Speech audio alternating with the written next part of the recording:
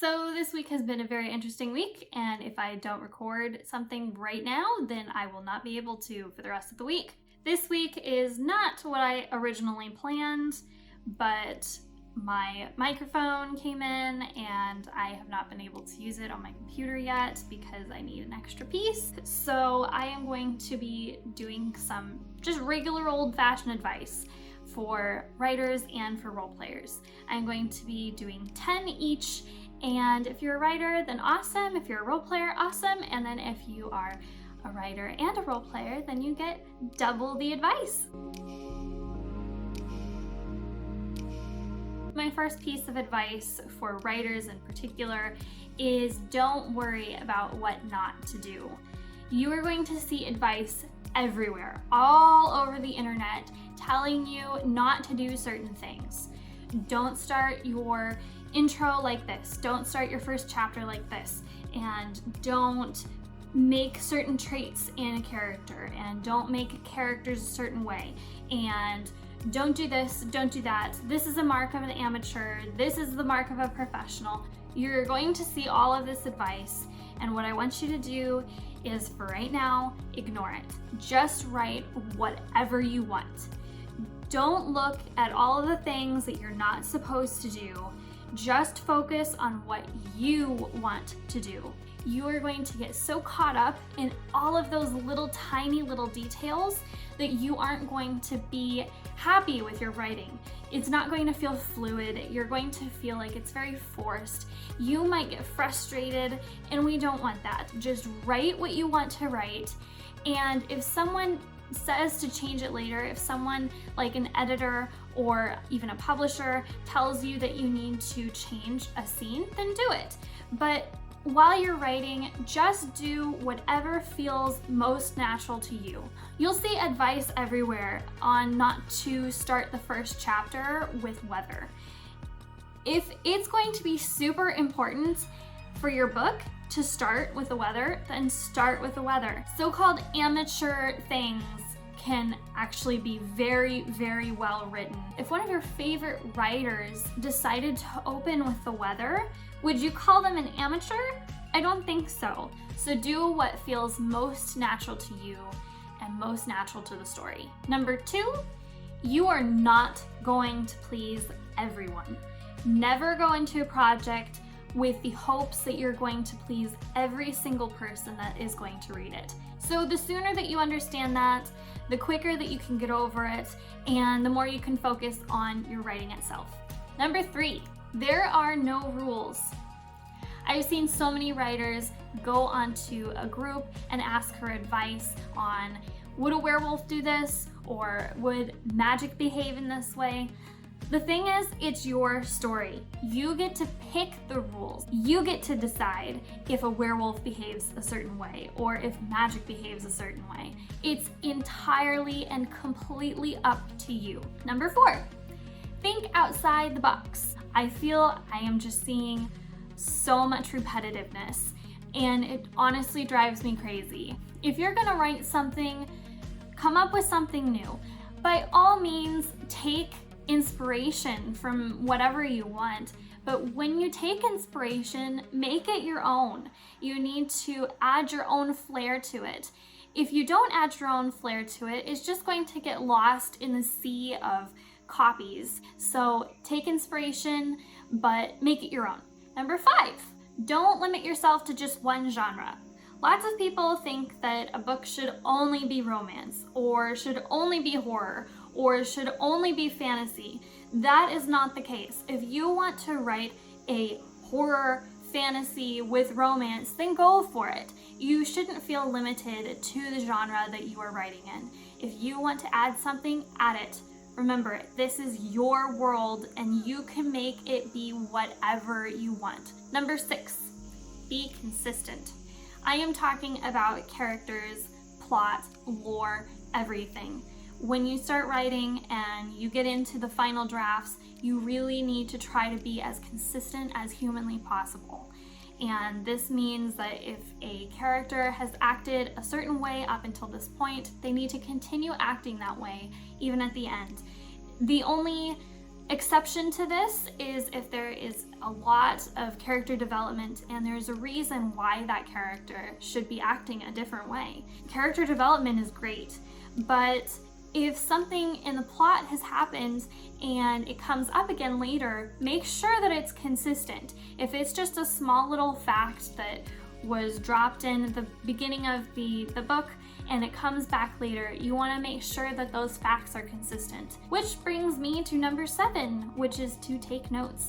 This also means to make a database.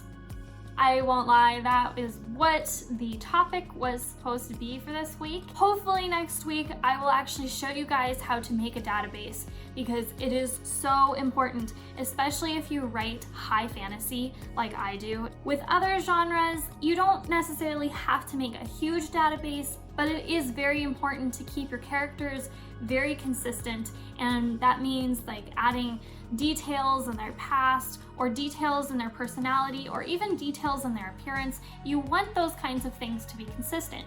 So save yourself and make a database. It's super easy, and I will go over all that you need to know on how to make a database next week, hopefully. So number 8 is to make a hard skin.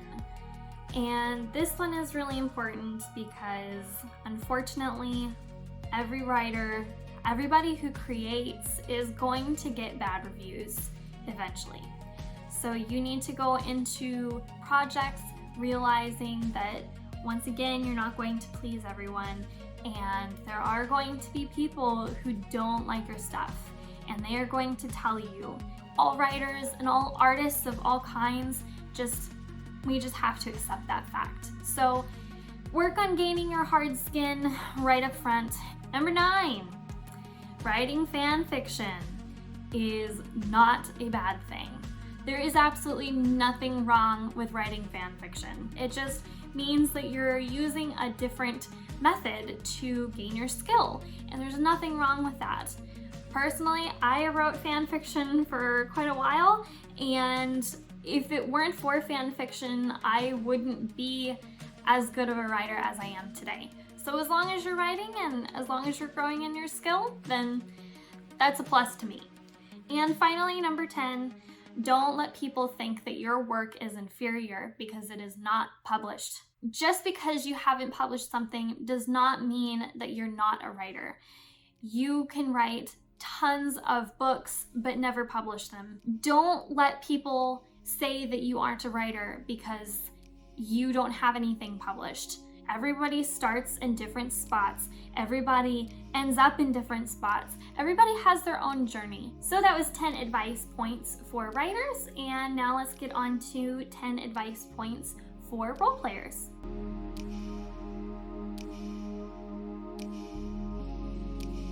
Number 1 is to start out with just one character. Having multiple characters can be extremely overwhelming. Coming from someone who writes several characters all at once, up to, I'd say, probably 10 or so characters all at once, it can be very draining and it can be hard to keep up with. So don't put that on yourself as a brand new role player. Work your way up. The more comfortable you get with role playing, then the more characters you can add to your role playing. Number 2, if you go onto a new server, especially onto a new game, you should find out immediately how you talk out of character. This way you can ask any out of character questions that you might have without other people thinking that you're talking in character. You want to be able to ask questions and get answers quickly while you are talking out of character. So learn how to talk out of character immediately, anytime that you start a new server or a new game. Number 3, it is okay if you don't know lore of a server. So there are servers of all kinds. There can be a Harry Potter server. I actually was on a Harry Potter server for a very long time, and I actually knew quite a few people that started on that server without knowing anything about Harry Potter. What lots of people did, if you know Harry Potter, they started as muggles or muggle-born. That way they could learn about the lore as they were role-playing. For certain types of lore for a different kind of fandom, that may not work as well, but for Harry Potter that actually worked pretty well. Just talk to the game masters. You can send them a message, ask them, what can I do to still play on your server even though I don't know all of the lore that goes on in the server? A DM or a game master is probably going to be very accepting of you not understanding the lore. Other servers may require you to know lore, so if that's the case and you still really want to play on the server, then just take the time to research the lore and get comfortable with playing with it. Advice point number 4 is be adaptable. Some servers may want you to have a very short response when you're role-playing, and others may like longer responses, especially if you role-play in groups on a forum, or if you are one-on-one, you may want to do something called multi-para, which is paragraphs of replies. So one character can be a paragraph and another character can be another paragraph if you have multiple characters, but lots of servers, especially MMO RPGs, those are not going to care for multi-para roleplay. They are probably going to want shorter responses because MMO RPGs are typically very fast-paced. So if you are on an MMO RPG server, then you will want to be able to keep up the pace, and you will want to have those very short responses so that you can keep up with role-playing. Now, if you role-play just one-on-one, you may want to do very long paragraphs. It just depends on the partner that you're role-playing with. If they are writing really long responses, then they're probably going to expect you to write really long responses too. If you're on a server, you should learn and imitate your surroundings. If it seems like a norm to write a couple of sentences at a time for the entire server, then you should probably try to write a couple of sentences yourself. So just try to be adaptable and figure out how everybody else is role-playing on the server and try to match it. It's okay to be a little different. Everybody is always a little different in roleplay, but if a server has a specific kind of roleplay that everybody kind of falls into, then you should try to fall into it too. Number 5 is search for someone who is on your roleplay level. What I mean is, if you are on a server and you're brand new to roleplaying, try to find someone else who is relatively new to roleplaying too. If you roleplay one-on-one, try to find someone who is on the same level as you. So if you're brand new, try to find someone who is willing to try one-on-one who is brand new as well. This way you can grow together as role players. If you are a very brand new role player and you decide that you want to role play with someone that is very advanced, the other person may get frustrated with your roleplay style because you don't understand certain things, and you might become very frustrated with their expectations. By all means, get advice from more advanced role players, but it doesn't necessarily mean that you have to roleplay with advanced role players to become an advanced role player. You will learn so much more if you are having fun at your own pace and on your own level. That being said, number 6, don't roleplay with just one person. If you're on a server, it usually means that you want to be roleplaying with a bunch of people. And it's okay if you find a partner that you really want to roleplay with more than anyone else. That's okay, but you shouldn't only roleplay with that one person. Just make sure that you are expanding your horizons and you are attempting to roleplay with other people, because you are never going to learn how to become a better roleplayer if you only roleplay with just one person. Number 7, on a server, never just log out in the middle of roleplay. Of course, there are exceptions. Life does get in the way. The power might turn off in the middle of roleplay, but if you can help it, try to close the roleplay before you log out. It can be very frustrating because if a scene is going one way and everything is depending on this one decision that someone else has to make, but they log off randomly, then that decision is never made and is completely out of character. It is seriously one of my absolute biggest pet peeves in roleplay if someone just logs out with no explanation or anything. Of course, life does get in the way sometimes, but if you can help it, don't log out in the middle of roleplay.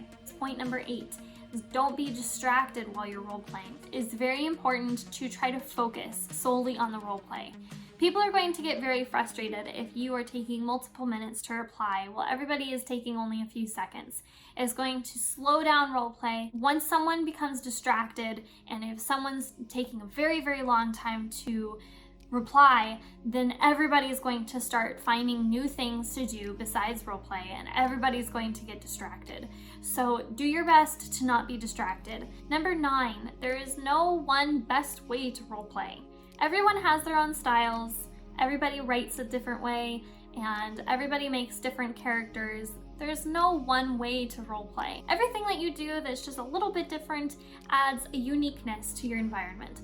Don't let someone tell you that there is only one way to roleplay. Don't let them tell you that their way is the best. Everybody has different ways of roleplaying, and none of them are better than another. And finally, number 10. Roleplay is about fun. Roleplay is not a competition, whether it be one-on-one or on a server or on forums. It is not a competition. You are not trying to roleplay better than someone else. So just relax and have fun. So there you have it, my 10 writing tips and my 10 roleplay tips. Hopefully next week I will actually get to the video that I really wanted to record this week, but life. If you have any topics that you would like me to cover in future lessons, please let me know and I will do my best to cover them.